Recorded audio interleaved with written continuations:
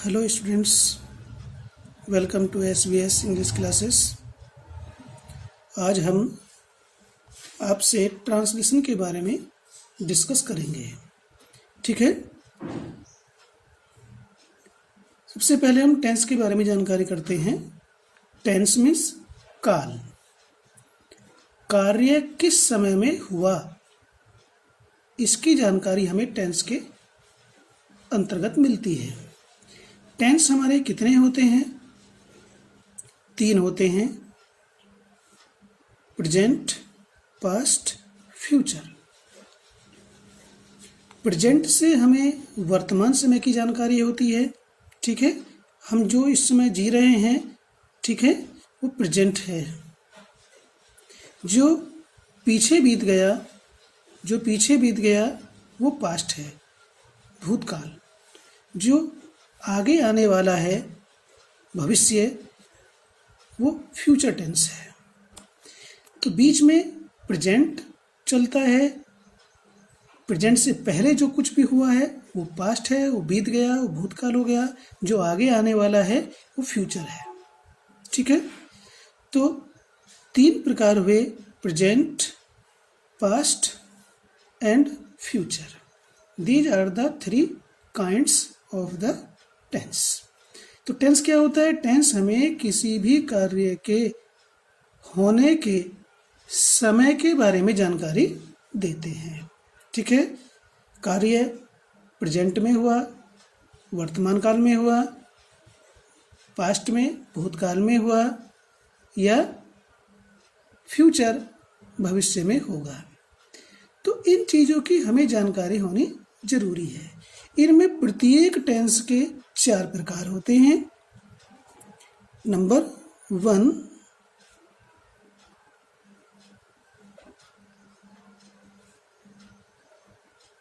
Indefinite. Number 2,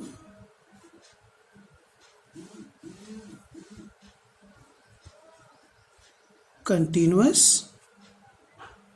number 3, perfect. Number 4,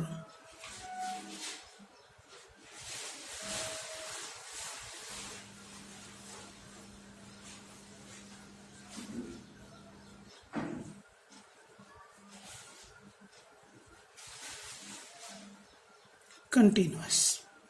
ठीक है, प्रत्येक टेंस के 3 टेंस हैं। ये 4 प्रकार होते हैं: past indefinite tense, past continuous tense, past perfect tense, past perfect continuous tense. उसी प्रकार से प्रेजेंट में प्रेजेंट इंडेफिनिट टेंस। ठीक है, present indefinite, present continuous, present perfect, और ये परफेक्ट कंटिन्यूअस। इस प्रकार से पास्ट के भी 4 प्रकार, प्रेजेंट के भी 4 प्रकार हुए, शॉर्ट में लिख दिया मैंने। और उसी प्रकार से फ्यूचर के भी 4 प्रकार होते हैं: इंडेफिनिट, कंटिन्यूअस, परफेक्ट और परफेक्ट कंटिन्यूअस। हम हिंदी मीडियम के स्टूडेंट्स हैं। हमें एक भाषा से दूसरी भाषा में रूपांतर करना, ट्रांसलेट करना हमारे लिए आवश्यक एक लेसन है। ठीक है, इसकी जानकारी हिंदी मीडियम स्टूडेंट्स को होनी कंपलसरी है। अगर हमें ये चीज़ नहीं आती है तो हमसे ट्रांसलेशन जैसी चीज़ कठिन हो जाती है हमारे लिए। जब हम किसी से पूछते हैं कि भाई क्या चल रहा है, क्या पढ़ रहे हो, ट्रांसलेशन को जितना आसान समझा जाता है ये उतना ही कठिन है, और सबसे ज़्यादा ट्रांसलेशन ही पढ़ाया जाता है। फिर भी हमको ट्रांसलेशन आता नहीं है। क्यों नहीं आता है?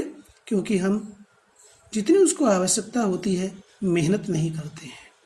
ठीक है, ये टेंस के बारे में जानकारी करने के लिए, ठीक है, ये मैंने यहाँ पर आपको प्रकार बताए। अब ट्रांसलेशन शुरू करने से पहले मैं आपसे कुछ बातें करना चाहता हूँ, कुछ मोटिवेशनल आपको कहना चाहता हूँ, ताकि आपको इस कार्य में या किसी भी कार्य के लिए आपको कुछ विचार करना पड़े, क्योंकि हम विचार करते ही नहीं हैं। हर एक काम को हम लाइटली लेते हैं। कोई भी कार्य होता है, जितना वो कठिन होता है उतनी ही उसके लिए कठिन मेहनत करनी होती है। तो ध्यान देंगे, जैसे कि हम जानते हैं कि एक भाषा में कही हुई बात को दूसरी भाषा में लिखना या कहना अनुवाद कहलाता है, ट्रांसलेशन कहलाता है। हिंदी से अंग्रेजी में लिखना, अंग्रेजी से हिंदी में लिखना अनुवाद कहलाता है, ट्रांसलेशन कहलाता है। अनुवाद करने के लिए आवश्यक है कि हमारे पास शब्द हों और हम उन शब्दों का उपयोग व्याकरण तथा मुहावरों के अनुसार करें। ऐसे ही उल्टा सीधा नहीं, व्याकरण के, ग्रामर के अकॉर्डिंग ही हमें शब्दों का प्रयोग करना पड़ेगा।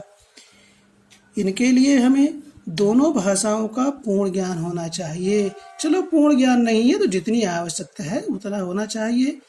हिंदी के शब्दों की भी हमें जानकारी होनी चाहिए और उन हिंदी के शब्दों की अंग्रेजी में भी जानकारी होनी चाहिए। जो शब्द हिंदी में हमें आते हैं वो शब्द हमें अंग्रेजी में भी आने चाहिए। यदि ऐसा नहीं है तो हमसे ट्रांसलेशन नहीं होगा। ठीक है, वास्तव में अनुवाद में दक्षता प्राप्त करने के लिए अभ्यास अति आवश्यक है। हम अभ्यास करते ही नहीं हैं। एक बार पढ़ा और बस काम हो गया। एक बात ध्यान से सुने कि एक बार दो बार स्टडी करने से कुछ होने वाला नहीं है। 1 टाइम स्टडी और 2 times study does not work at all. क्योंकि हमारा IQ इतना हाई लेवल का नहीं है कि हम उसको एक बार पढ़ करके, 2 बार पढ़ करके हम उसमें परफेक्ट हो जाएं। तो इसलिए अभ्यास करना, हिंदी के शब्दों को, फिर उन शब्दों को हिंदी के अंग्रेजी में याद करना, ठीक है, जिसे हम कहते हैं वोकेबुलरी। अंग्रेजी का वर्ड हमें याद है तो उसकी हिंदी क्या है ये भी हमें याद होनी चाहिए, और अंग्रेजी के वर्ड की स्पेलिंग भी हमें याद होनी चाहिए। तो कुछ बातें हैं मैं आपके सामने रख रहा हूँ। फर्स्ट पॉइंट है, अनुवाद करने से पूर्व हमें हिंदी के वाक्यों को, जिनका हमें अनुवाद करना होता है, भली भांति पढ़ना चाहिए और समझ लेना चाहिए कि हिंदी के शब्दों के लिए कौन कौन से अंग्रेजी के शब्दों की आवश्यकता है। ओके, जहाँ तक संभव हो शब्द चुने हुए तथा सरल भी होने चाहिए। कठिन शब्दों के प्रयोग से बचना चाहिए। ठीक है, अनुवाद दिए हुए वाक्यों के अनुरूप ही होना चाहिए। विद्यार्थियों को अपनी तरफ से उसमें बढ़ाना या घटाना नहीं चाहिए। अपनी सुविधा के अनुसार उसमें से कुछ शब्द को बढ़ा दिया या घटा दिया, ऐसा नहीं होना चाहिए। अंग्रेजी के ऐसे शब्दों का प्रयोग कदापि नहीं करना चाहिए जिनका विद्यार्थी को भली भांति ज्ञान न हो। अंग्रेजी तथा हिंदी के शब्दों और मुहावरों का ज्ञान तथा अंतर ज्ञात होना चाहिए। जब हम अनुवाद करते हैं तो मुहावरे भी प्रयोग किए जाते हैं, उसी के अनुरूप हमें जहाँ जो मुहावरा उपयुक्त है, सूटेबल है, उसका प्रयोग भी करना चाहिए। नेक्स्ट पॉइंट है, अनुवाद करते समय भाषा के रूप को नहीं बदलना चाहिए। जैसा यदि मान लीजिए वाक्य प्रश्नवाचक है तो उसे प्रश्नवाचक ही बनाना चाहिए, आज्ञावाचक है तो आज्ञावाचक अर्थात इम्पेरेटिव, और निगेटिव है हिंदी में तो अंग्रेजी में निगेटिव ही बनाना चाहिए। उसका वैसा ही रूप रखना चाहिए जिस प्रकार से वो होता है। अफर्मेटिव है तो अफर्मेटिव, ऐसा नहीं कि अफर्मेटिव है तो हमने उसमें एंड में जा कर के क्वेश्चन मार्क लगा दिया। इंटेरोगेटिव है, क्वेश्चन मार्क लगाया ही नहीं, वो असर्टिव बन गया। तो इन चीज़ों का हमें ध्यान रखना चाहिए। वाक्यों में उचित शब्दों का उचित स्थान पर प्रयोग करना चाहिए। ये महत्वपूर्ण बात है ट्रांसलेशन के लिए। कर्ता, क्रिया और कर्म, सब्जेक्ट, वर्ब तथा ऑब्जेक्ट अपने उचित स्थान पर लाए जाने चाहिए। ठीक है। विद्यार्थियों को rules of narration, capital letters, articles, mood, voice, sequence of tenses, punctuation etcetera का ज्ञान भी होना चाहिए। पंक्चुएशन कहते हैं कहाँ पर फुल स्टॉप, कहाँ पर क्वेश्चन मार्क, कहाँ पर कॉमा, कहाँ पर कैपिटल, कहाँ पर इन्वर्टेड कॉमाज, इन चीज़ों का प्रयोग होना है। ये सब महत्वपूर्ण होती हैं। उचित प्रीपोजिशन के प्रयोग का ज्ञान रखना परम आवश्यक है। ट्रांसलेशन में किन किन शब्दों के साथ किन किन प्रीपोजिशन का प्रयोग होता है, इसे याद रखना चाहिए। अपनी मर्जी से कोई प्रीपोजिशन प्रयोग नहीं होती है। ये सब व्याकरण के अनुसार किस शब्द के साथ कौन सी प्रीपोजिशन आएगी, इस चीज़ का भी विशेष ध्यान रखना पड़ता है जब हम ट्रांसलेशन करते हैं। ठीक है। विद्यार्थी को महत्वपूर्ण बात और दूसरी यह है कि विद्यार्थी को अपने शब्द भंडार को बढ़ाना चाहिए। इसके लिए अभ्यास की आवश्यकता है। शब्द भंडार अंग्रेजी की अन्य पुस्तकें तथा न्यूज़पेपर पढ़कर बढ़ाया जा सकता है। अंग्रेजी के समाचारों को सुन करके बढ़ाया जा सकता है। अगर आपके पास वोकेबुलरी नहीं है, शब्द ज्ञान नहीं है, शब्द भंडार नहीं है, तो आपका अनुवाद करने का कार्य आसान नहीं है। तो डियर स्टूडेंट्स, जो बातें हम आपको बता रहे हैं ये आपको करनी आवश्यक है, तभी आपका ट्रांसलेशन इजी से इजियर होगा, डिफिकल्ट से इजी होगा, हार्ड से इजी होगा। नेक्स्ट पॉइंट है, अनुवाद करते समय स्पेलिंग की मिस्टेक भी नहीं होनी चाहिए। ठीक है। लंबे लंबे तथा बड़े वाक्य नहीं लिखने चाहिए। छोटे तथा सरल वाक्यों का प्रयोग करना चाहिए। यदि किसी बड़े वाक्य का अनुवाद करना है तो घबराना नहीं चाहिए। तो बहुत बड़ा वाक्य है, उसे हम तोड़ करके छोटे छोटे वाक्यों में बना लेंगे। ठीक है। हमें टुकड़े टुकड़े करके उसका अनुवाद करना चाहिए। नेक्स्ट पॉइंट है, जहाँ तक संभव हो शब्दों के अनुसार अनुवाद करना चाहिए, लेकिन यह ध्यान रखना चाहिए कि अनुवाद हास्यास्पद या फनी जिसे हम कहते हैं ना हो जाए। ठीक है। और अंतिम बात यह है आपके लिए ट्रांसलेशन करने के लिए अंतिम महत्वपूर्ण बात जो प्रत्येक विद्यार्थी को ध्यान में रखनी है वह यह है कि हैंड राइटिंग बहुत सुंदर और साफ होना चाहिए, जिसके लिए मैं शुरू से ही एडवोकेसी करता हूँ, वकालत करता हूँ कि हैंड राइटिंग सुंदर हो, शुद्ध हो, देखते ही मन को आकर्षक लगे, प्यारा लगे। तो ये बातें मैंने ट्रांसलेशन करने से पहले, शुरू करने से पहले ये बात मैंने आपको बतानी चाहिए। ठीक है। और आशा की जाती है कि आप सभी स्टूडेंट्स इस चीज़ का पालन करेंगे, तभी हमारा ये ट्रांसलेशन का हार्ड वर्क इजी होगा, और इजी ही नहीं होगा, ईजियर होगा, और ईजियर से ईजिएस्ट होगा। ठीक है। तो इसलिए जो बातें आपको बताई जाती हैं यदि हम उनका पालन नहीं करेंगे तो लेसन समझ में नहीं आएगा, ये निश्चित है। यस। देखिए, पास्ट टेंस, प्रेजेंट और फ्यूचर। पास्ट टेंस के हिंदी वाक्यों के अंत में क्या आता है, मैं एक आपको मुख्य पहचान बता रहा हूँ। पास्ट टेंस के हिंदी वाक्यों के अंत में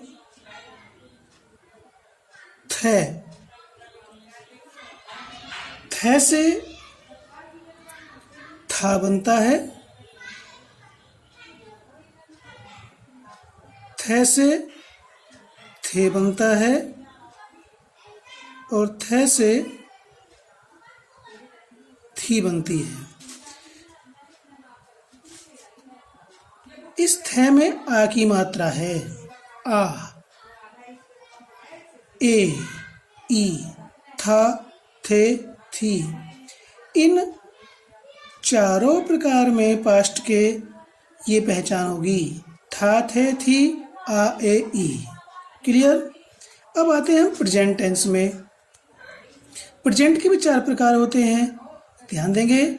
इसमें है, ठीक है से है बनता है से है बनता है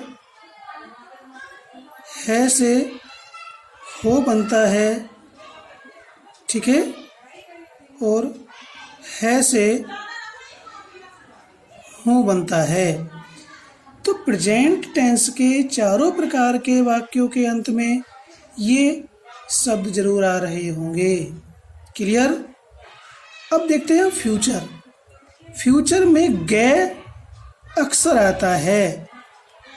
गे से गा बनेगा, गे से गे बनेगा, गे से गी बनेगा।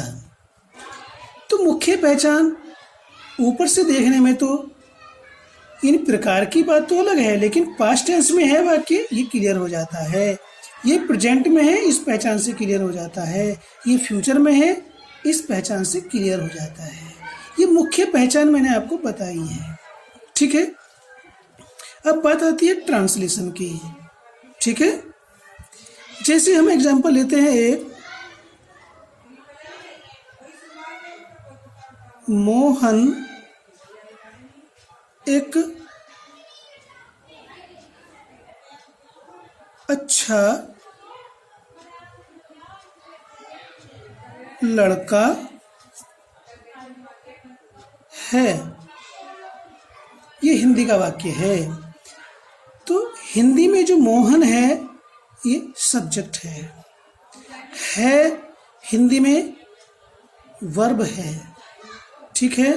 और एक अच्छा लड़का, ये इस सेंटेंस के अंदर कंप्लीमेंट है, ठीक है।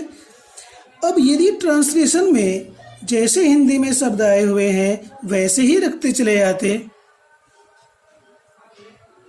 It becomes very easy, but it can not be so. लेकिन ऐसा नहीं हो सकता है, क्योंकि हिंदी में सेंटेंस का स्ट्रक्चर अलग ढंग से होता है, अंग्रेजी में अलग ढंग से होता है। ये सेंटेंस अफर्मेटिव है, असर्टिव है, अफर्मेटिव है, ठीक है। तो हिंदी में भी और इंग्लिश में भी असर्टिव के अफर्मेटिव में या निगेटिव सेंटेंस में सब्जेक्ट शुरू में ही आता है। ये चीज़ तो दोनों में कॉमन है। हम ये असर्टिव, अफर्मेटिव और निगेटिव की बात कर रहे हैं। मोहन एक अच्छा लड़का है तो ये असर्टिव में अफर्मेटिव है। मोहन एक अच्छा लड़का नहीं है, ये असर्टिव में निगेटिव है। क्लियर? तो इनमें हिंदी और अंग्रेजी दोनों में सब्जेक्ट शुरू में ही आता है, ठीक है। लेकिन अंग्रेजी में इस शब्द के अलावा दूसरे शब्द इस क्रम में नहीं आते हैं। यदि एक प्रकार से हम आपको समझाते हैं, मोहन यहां लिख देते हैं, ठीक है। एक अच्छा गुड लड़का बॉय है इज। यदि इस प्रकार से अनुवाद होता तो dear students, it is very easy to translate the sentences, to translate Hindi into English. लेकिन ऐसे स्ट्रक्चर नहीं बनता है, ये इंग्लिश का स्ट्रक्चर नहीं है, ठीक है। हिंदी में जो स्ट्रक्चर दिया हुआ है वो अंग्रेजी में स्ट्रक्चर नहीं होता है। हिंदी का स्ट्रक्चर अलग होता है, अंग्रेजी का स्ट्रक्चर अलग होता है। इंग्लिश में subject plus verb plus object plus other, तो नंबर 1 पे आता है सब्जेक्ट, मोहन, ठीक है। हम एक चीज बालकों को बताते हैं कि भाई हिंदी के वाक्यों को अंग्रेजी के क्रम में तोड़ लो और फिर जोड़ लो। कैसे? मोहन है, ये क्या हुआ? मोहन सब्जेक्ट, यहाँ ऊपर लिख दे, नीचे लिख देते हैं, ये सब्जेक्ट है। मोहन है, ठीक है, ये वर्ब हो गई। एक अच्छा लड़का, इसमें कंप्लीमेंट है, क्योंकि जो हमारी वर्ब है ये बी फॉर्म है। ठीक है, यहाँ ये बी फॉर्म है, is, am are, was were be forms होती हैं और इस सेंटेंस के अंदर किसी कार्य का होना नहीं पाया जा रहा है। ठीक है, तो इसलिए जो एक अच्छा लड़का है यहाँ पर मोहन के बारे में जानकारी दे रहा है, तो ये मोहन जो सब्जेक्ट है इसका कंप्लीमेंट है। तो ये हुआ यहाँ पर कंप्लीमेंट। ठीक है, तो 1 number subject, number 2 verb, number 3 यहाँ पर कंप्लीमेंट है क्योंकि इसमें कार्य का होना नहीं पा रहा है। सेंटेंस 2 प्रकार के होते हैं, एक सेंटेंस में एक्शन होता है, दूसरा नॉन एक्शन होता है। तो इसमें एक्शन नहीं है, कार्य का होना नहीं पाया जा रहा है। ठीक है, इसमें केवल मोहन का अच्छा होना पाया जा रहा है। बी मीन्स होता होना। तो ठीक है, ये हमने क्रम बनाया अंग्रेजी का। मोहन है एक अच्छा लड़का, ये तीनों शब्द एक साथ आएंगे। तो देखिए सब्जेक्ट आ गया, अब वर्ब मोहन के अनुसार है के लिए इज आएगा। मोहन है एक अच्छा लड़का, ए गुड बॉय। यदि आप इस स्ट्रक्चर को ध्यान रखेंगे अंग्रेजी के, ये हुआ सब्जेक्ट, ये हुई वर्ब, इसमें कार्य नहीं है, ये कंप्लीमेंट है।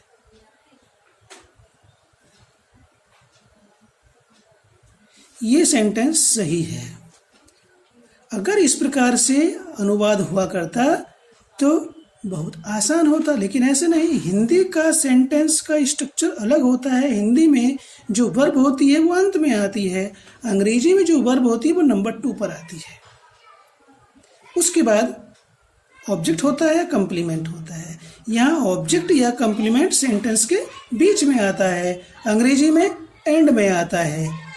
ठीक है, हिंदी में सब्जेक्ट शुरू में होता है, जिस तरह का सेंटेंस मैं आपको बता रहा हूँ, इंटरोगेटिव की बात नहीं कर रहा हूँ मैं। यहाँ सब्जेक्ट शुरू में है, यहाँ भी शुरू में है, लेकिन यहाँ वर्ब अंत में है, यहाँ नंबर 2 पर है। जो कंप्लीमेंट है वो बीच में आ रहा है, यहाँ पर बाद में आ रहा है। तो ये बात तो थी उस सेंटेंस की जिसमें कार्य का होना नहीं पाया जाता है। ठीक है, अब मैं एक सेंटेंस आपको बता रहा हूँ कि जिसमें क्रिया से काम के होने की जानकारी होती है। ठीक है, दूसरा सेंटेंस लेते हैं हम, वह है प्रतिदिन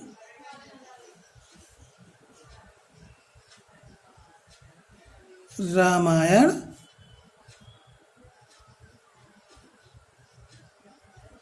पढ़ता है। ट्रांसलेशन शुरू करने से पहले ये चीज़ आपको आनी चाहिए कि हमें ट्रांसलेशन सीखने के लिए क्या क्या आवश्यक है। मैंने बहुत सारी बात की आपसे, ठीक है, और मैं समझता हूँ कि ये वीडियो काफ़ी लंबी होगी क्योंकि ये स्टार्टिंग की है ट्रांसलेशन की। तो देखिए सेंटेंस ये, वह प्रतिदिन रामायण पढ़ता है। इसमें ये सब्जेक्ट है, काम करने वाला है। क्या काम करता है? पढ़ने का काम करता है। ये क्रिया कर रहा है, क्या? पढ़ने की क्रिया कर रहा है। किसके ऊपर कर रहा है? रामायण के ऊपर कर रहा है। अभी प्रतिदिन क्या है? समय है। यदि हम इसको ऐसे बना देते हैं, ही डेली दी रामायण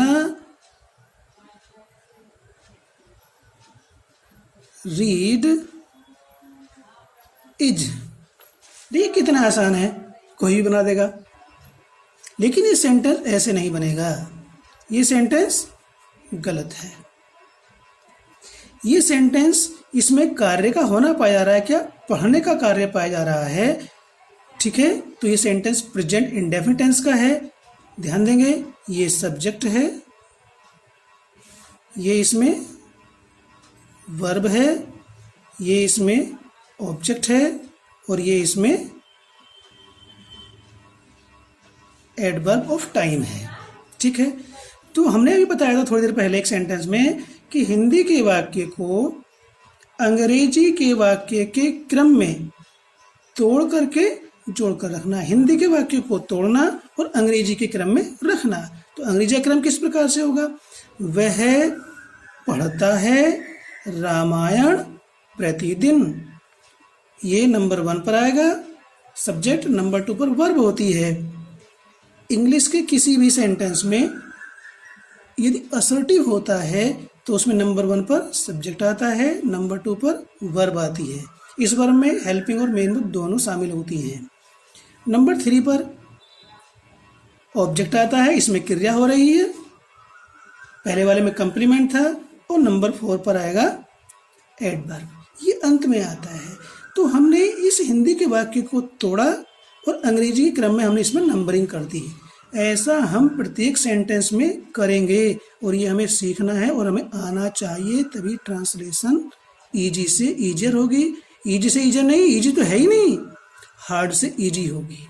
और जितना आप अभ्यास करोगे, हमने पहले ही उसमें आपको मोटिवेशनल स्पीच में बोला था कि जितना हम अभ्यास करेंगे translation will be stronger. Okay, तो ध्यान देंगे। तो स्ट्रक्चर क्या होता है इसका, हम यहाँ पर लिखते हैं, देखिए स्ट्रक्चर भी लिख देते हैं। Subject plus verb plus object plus other. ठीक है, इस प्रकार से इसका स्ट्रक्चर है ऊपर वाले का। देखिए नंबर 1 पर सब्जेक्ट है, नंबर 2 पर वर्ब आ गई, नंबर 3 पर ऑब्जेक्ट आ गया, नंबर 4 पर अदर आ गया। तो अब इस क्रम में हमने इसको रखना है। ही, ये सेंटेंस प्रेजेंट इंडेफिनिट टेंस का है, तो मेन वर्ब के फर्स्ट फॉर्म में ऐसे ईएस लगेगा। तो रीड में हम लगा देंगे एस, रीड्स दी रामायणा।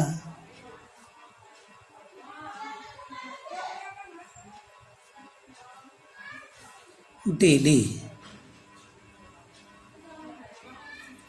ये 1 हुआ subject, number 2 verb, number 3 object और नंबर 4 अदर। ठीक, अब जो हिंदी का सेंटेंस था और अंग्रेजी का सेंटेंस है, इनके शब्दों के रख रखाव को भी हमें देखना है, कौन सा शब्द कहाँ आना है। जब अब तक हमें स्ट्रक्चर ध्यान में नहीं होगा, हम ट्रांसलेशन में मिस्टेक करते रहेंगे dear students. So the structure is must to be learned by us by heart. Vocabulary will be stronger. Okay, तो ये हमने आपको बताया कैसे ट्रांसलेशन होगा। अब हम इसके बाद आते हैं बी फॉर्म्स पर। ठीक है, ट्रांसलेशन में सबसे पहले हम बी फॉर्म्स या टू बी। तो बी मीन्स होना, इसका मीनिंग होना होता है। होना से है, होता है, हो, होता था, थे, थी। ठीक है, इस प्रकार से आता है। तो अभी बी फॉर्म्स प्रेजेंट में हमने यहाँ बी फॉर्म्स लिखी, इज, एम, आर, वाज, वर। ठीक है, बीइंग, बीन, ये सारी फॉर्म्स पैसिव वॉइस में प्रयोग की जाती हैं। ठीक है, लेकिन यहाँ पर हम केवल होने के अर्थ में, नॉन एक्शन में हम इसको प्रयोग कर रहे हैं। पास्ट टेंस में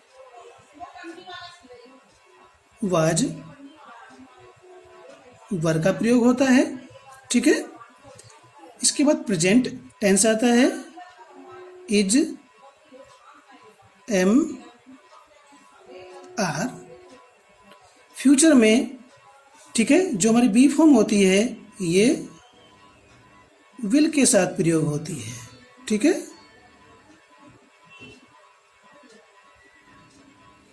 इस प्रकार से बी फॉर्म्स का हम प्रयोग करेंगे। ठीक है, अब सबसे पहले हम प्रयोग कर रहे हैं प्रेजेंट टेंस। ठीक है, यहाँ पर हमने इसकी पहचान लिखी है, जब नाउन या प्रोनाउन के गुण, दोष, स्थिति, दशा तथा अन्य जानकारी का बोध होता है। ठीक है, तो बी फॉर्म्स का प्रयोग किया जाता है। नंबर 2, ऐसे वाक्यों में किसी कार्य के होने का अभाव होता है। हमने कहा नहीं, एक सेंटेंस दो प्रकार के होते हैं, एक में एक्शन होता है और दूसरा नॉन एक्शन वाला होता है। तो ये सेंटेंस हम बी फॉर्म का प्रयोग कर रहे हैं, यहाँ पर ये नॉन एक्शन में है। ऐसे वाक्यों के हिंदी वाक्यों के अंत में है, होता है, हैं, हो, होते हैं, हूँ आदि शब्द आते हैं। ठीक है। सिंगुलर सब्जेक्ट्स के साथ कौन कौन से होते हैं singular subjects? He, she, it, Ram, boy, Sita, girl, player, etcetera. Okay. Plural subjects आते हैं you, we, they, boys, girls, players, Ram and Shyam. ये सिंगुलर हैं, एंड से जुड़े हुए तो प्लूरल हो जाते हैं, एटसेट्रा।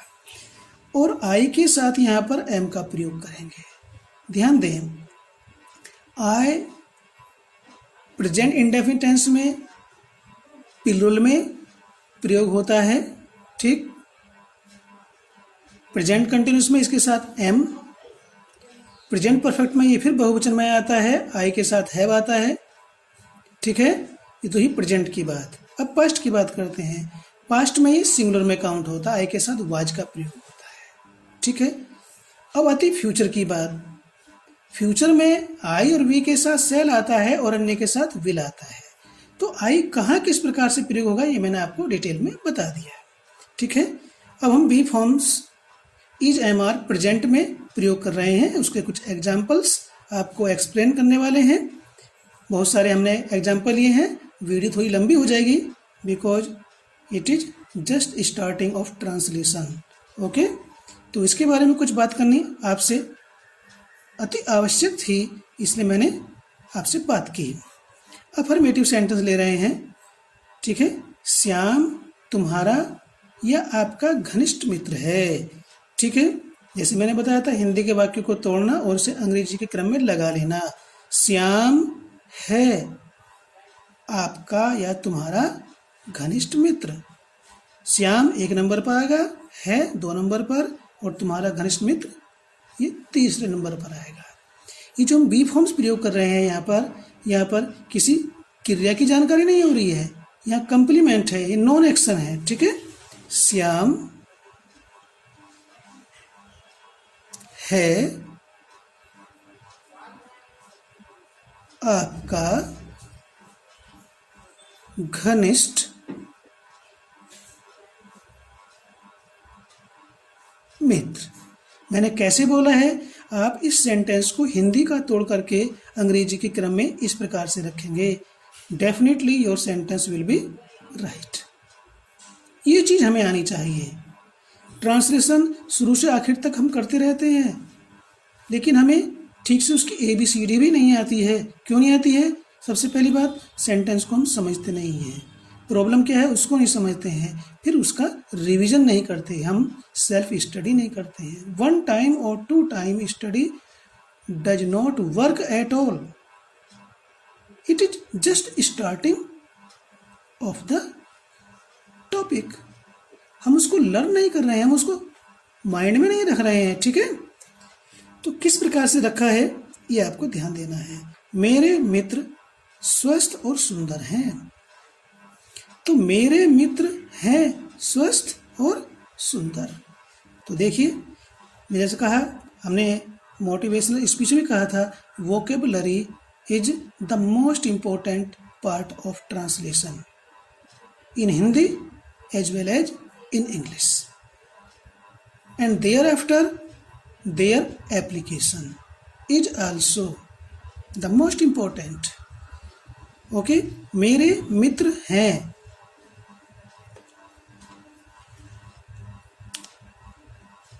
My friends हैं, बहुवचन है, are स्वस्थ,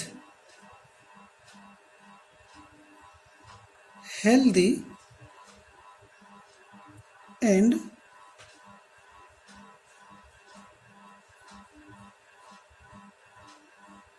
handsome। मेरे मित्र हैं हेल्दी एंड हैंडसम। हमने अंग्रेजी के क्रम में इसको रखा है। ओके, कुत्ता वफादार होता है, ताहे आ रहा है। अभी एक सेंटेंस हमने आपको प्रेजेंट इंडेफिनिट टेंस का ट्रांसलेट करके बताया था, उसमें भी ताहे आ रहा है, लेकिन वहां पर कार्य का होना पाया जा रहा था, लेकिन यहाँ पर किसी कार्य का होना नहीं पाया जा रहा है। ये कुत्ते का गुण बता रहा है। तो द डॉग, कुत्ता होता है, एक क्वेश्चन है, इज वफादार,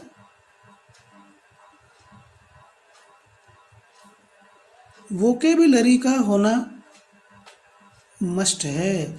without enough vocabulary we can't translate from Hindi to English and English to Hindi.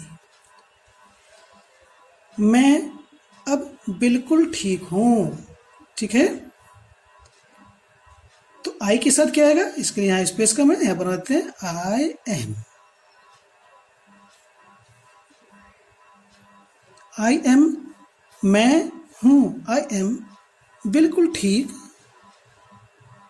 Quite,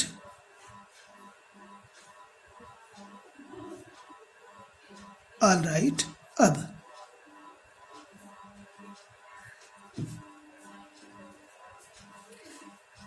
अगर हमें बिल्कुल की अंग्रेजी नहीं आती है, बिल्कुल ठीक की अंग्रेजी नहीं आती है, this sentence can't be translated into English.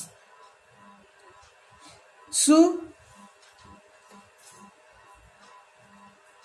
Translate के लिए वोकेबुलरी का होना कंपलसरी है। नेक्स्ट सेंटेंस देखेंगे निगेटिव। यहाँ पर हम इज एम आर का प्रयोग कर रहे हैं, तो इनके बाद नोट का प्रयोग कर देंगे। मनुष्य होता है, मैन इज। नहीं, मनुष्य होता है नहीं। अमर, अब मान लीजिए अमर की अंग्रेजी हमें नहीं आती है, तो ये सेंटेंस यहाँ इनकम्प्लीट रहेगा, इस पर आपको मार्क्स नहीं मिलेंगे। तो इसलिए वोकेबुलरी का होना परम आवश्यक है। मैं जब तक ये ग्रामर चलेगी तब तक मैं इस बात को कहता रहूँगा, लेकिन मैंने अभी तक जिक्र नहीं किया था बिफोर स्टार्टिंग द ट्रांसलेशन। लेकिन अब मैं कहूँगा वोकेबुलरी बढ़ाना जरूरी है, ये हम आपको मोटिवेशनल स्पीच में भी कह चुके हैं। इज नॉट, अमर के लिए आता है इमॉर्टल।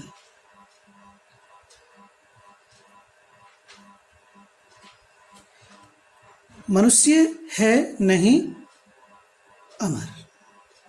ठीक है, नेक्स्ट सेंटेंस देखिए, तुम ईमानदार नहीं हो आ रहा है, तुम हो नहीं ईमानदार। हर एक सेंटेंस में ऐसे बताने की कोशिश करूंगा, लेकिन आपको ये चीज आनी चाहिए, सीखनी चाहिए, then your translation will be easier। You, तुम हो नहीं ईमानदार। यदि ये चीज हमें आ जाती है तो आई बोल रहा था our translation will be easier। Okay, आतंकवादी कभी भी समाज के लिए अच्छे नहीं होते हैं। ठीक है, तो निगेटिव बनाने के लिए हम नो, नॉट, नेवर का प्रयोग करते हैं, और ये कहाँ प्रयोग कर रहे हैं इस चीज को आप समझ लेंगे। हमने इज एम आर के बाद नोट का प्रयोग किया है, और ये नेवर भी वहीं पर आएगा।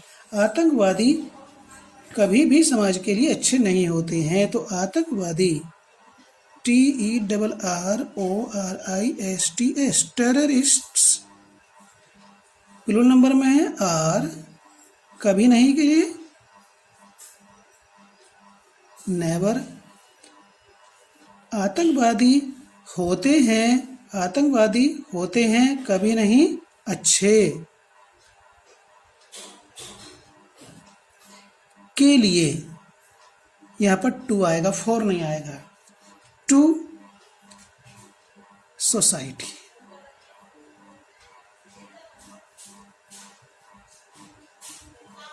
हमें जिक्र किया था मोटिवेशनल स्पीच में कि किस शब्द के बाद कौन सी प्रीपोजिशन आनी है, ये डेफिनिट होती है, हम अपनी इच्छा के अनुसार उसे प्रयोग नहीं कर सकते। यहाँ के लिए फॉर नहीं, टू आएगा। Okay, now we come to interrogative sentences. क्या सूर्य गर्म होता है? ये हम in my language it is first type interrogative. The sentence beginning with question word क्या is called first type interrogative. यहाँ पर शुरू में क्या आ रहा है तो इसके लिए व्हाट का प्रयोग नहीं करते हैं, ठीक। यहाँ पर क्या और है के लिए एक ही वर्ब का प्रयोग करेंगे, एक ही शब्द प्रयोग होगा, क्योंकि फर्स्ट टाइप इंटरोगेटिव कहलाता है। इसे हम यस नो टाइप क्वेश्चन भी कहते हैं, ठीक है। इसे यस नो टाइप क्वेश्चन भी कहा जाता है। यहाँ क्या और है के लिए एक ही शब्द प्रयोग होगा, वो होगा है की अंग्रेजी। सूर्य के अनुसार इज आएगा तो क्या आएगा इज। इसके लिए व्हाट का प्रयोग नहीं करते हैं। इज द सन क्या है, ध्यान देंगे इंग्लिश का जो ऑर्डर है, सेंटेंस का स्ट्रक्चर है क्या है।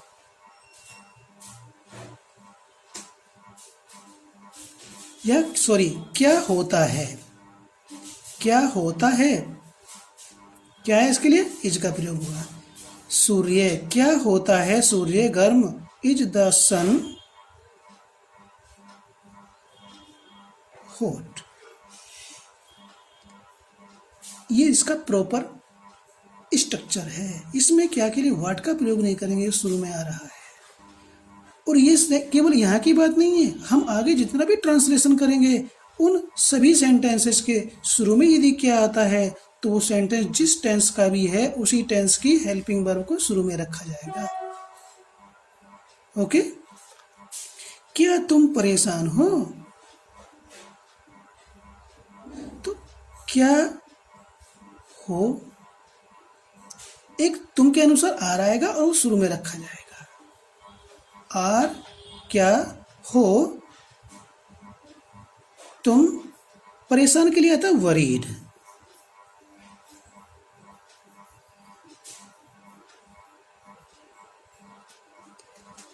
इससे पहले हमने नेगेटिव और अफर्मेटिव सेंटेंस बनाए थे तो उन्हें फुल स्टॉप आ रहा था तो वहाँ फुल स्टॉप का प्रयोग किया। ये सेंटेंस इंटरोगेटिव है तो हम यहाँ पर इंटरोगेटिव मार्क लगा रहे हैं। इस चीज़ का भी ध्यान रखना है। ये चीज़ भी हमने आपको मोटिवेशनल स्पीच में बताई थी। अब तुम्हारी क्या समस्या है? अब सेंटेंस के बीच में प्रश्नवाचक शब्द आ गया है। जब सेंटेंस के बीच में इस प्रकार से कब, कहाँ, क्यों, क्या, कैसे आता है तो उसकी अंग्रेजी प्रश्नवाचक शब्द आती है। तो क्या होगा इसमें, क्या है, ठीक है, क्या है तुम्हारी समस्या। अब क्या है, क्या के लिए प्रयोग करेंगे व्हाट। और यहां जो है के लिए आएगा वो तुम्हारे के लिए नहीं, समस्या। जो वर्ब आएगी वो नाउन के अनुसार आएगी, तुम्हारे तो इसमें पॉजेसिव है। व्हाट इज, क्या है तुम्हारी समस्या।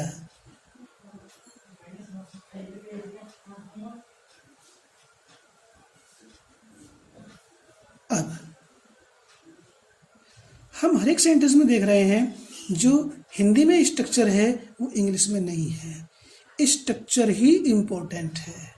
सो keep in your mind the structure of Hindi sentence as well as English sentence, क्योंकि इन दोनों के स्ट्रक्चर सेम नहीं है, ठीक है। अब देखिए इसमें क्या बीच में आ रहा है, यहाँ पर शुरू में आ रहा है, तो सेम कैसे हो जाएगा, नहीं हो सकता। ये तो केवल ट्रांसलेशन की स्टार्टिंग है, ठीक है। नेक्स्ट देखेंगे, आपका नाम क्या है। चूंकि ये सेंटेंस इंटरोगेटिव है तो शुरू में सब्जेक्ट नहीं आएगा। क्या है आपका नाम, जबकि इसमें जो सब्जेक्ट है वो आपका नाम है।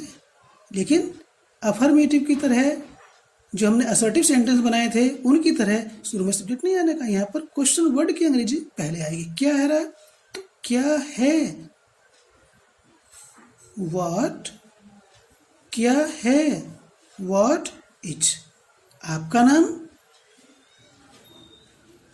Your name. यहाँ जो इज आया है नेम के अनुसार आया, योर के अनुसार नहीं। ये सिंगुलर है तो यहाँ पर सिंगुलर वर्ब आएगी, ये प्लूरल होगा तो यहाँ पर प्लूरल वर्ब का प्रयोग किया जाएगा। ओके। मोहन अब कहाँ है, कहाँ आ गया, कहाँ है मोहन अब। तो कहाँ के लिए वेयर का प्रयोग करेंगे, कहाँ है मोहन अब। जो मैं बोल रहा हूँ मोहन है, सॉरी कहाँ है मोहन अब, तो ये इंग्लिश सेंटेंस का स्ट्रक्चर है। ओके। आप कैसे हो या आपके हालचाल कैसे है, तो यह जानकारी हो रही ना उनके बारे में, ठीक है, उसके हालचाल की, उसकी दशा की जानकारी हो रही है। ठीक है, यहाँ भी मोहन के बारे में जानकारी हो रही है, उसके स्थान के बारे में जानकारी हो रही है। हमने लिखा ना कि गुण, दोष, दशा, स्थिति तथा नाउन के बारे में या अन्य जानकारी का बोध होता है। ठीक है, तो कैसे हो आप, दोनों सेंटेंस का ये ट्रांसलेशन होगा। ठीक है, आपके पिताजी क्या हैं, यहाँ पिताजी के बारे में जानकारी हो रही है, अन्य जानकारी नाउन के बारे में जानकारी का बोध हो रहा है। तो क्या है, क्वेश्चन वर्ड की अंग्रेजी पहला आएगा क्वेश्चन वर्ड, फिर वर्ब, उसके बाद सब्जेक्ट। Your father. आपने इस मेथड से यदि ट्रांसलेशन किया और सीखा और सेल्फ स्टडी की, definitely you will come to know how to translate from Hindi into English. Okay, next sentence है, मीरा किसकी बहन है। ठीक है, किसकी बहन है मीरा। अब देखिए ये सेंटेंस इंटरोगेटिव है और इसमें मीरा सब्जेक्ट है, लेकिन इंटरोगेटिव में सब्जेक्ट शुरू में नहीं आ रहा। ये तो असर्टिव सेंटेंस की बात थी जब हमने उसको अफर्मेटिव और नेगेटिव बनाया था। तो किसकी बहन है मीरा, किसकी बहन ये 1 नंबर पे होगा, है ये 2 नंबर पर और ये 3 नंबर पर। ये हो गया इंग्लिश का स्ट्रक्चर इंटरोगेटिव का। तो किसकी के लिए आता है हुज, ये इंटरोगेटिव पजेसिव है। हुज सिस्टर, किसकी बहन 1 नंबर पर आ गया, 2 पर है Meera. Okay, I hope and think whatever I have explained to you is clear. Okay, so जो भी मैंने मोटिवेशनल में आपसे कहा है, इनको ट्रांसलेशन करते समय मैंने आपसे बातचीत की है, उन सब चीज़ों को फॉलो करोगे, डेफिनेटली मेरा अपना समझाया हुआ, हमारा समझाया हुआ ये सक्सेसफुल होगा। ट्रांसलेशन आपके लिए इजी हो जाएगी, अदरवाइज आप कितना भी पढ़ते रहेंगे ये आसान नहीं होगा। और इस आशा के साथ मैं इस वीडियो को क्लोज करने जा रहा हूँ कि आप निश्चित रूप से परिश्रम करेंगे और इस कार्य को ट्रांसलेशन के आसान बनाएंगे। और चैनल को सब्सक्राइब करें ताकि आपको अपडेट समय समय पर मिलते रहे, सूचना मिलती रहे कि अब क्या आया है ट्रांसलेशन में, क्या आया है ग्रामर में। Okay, thanks.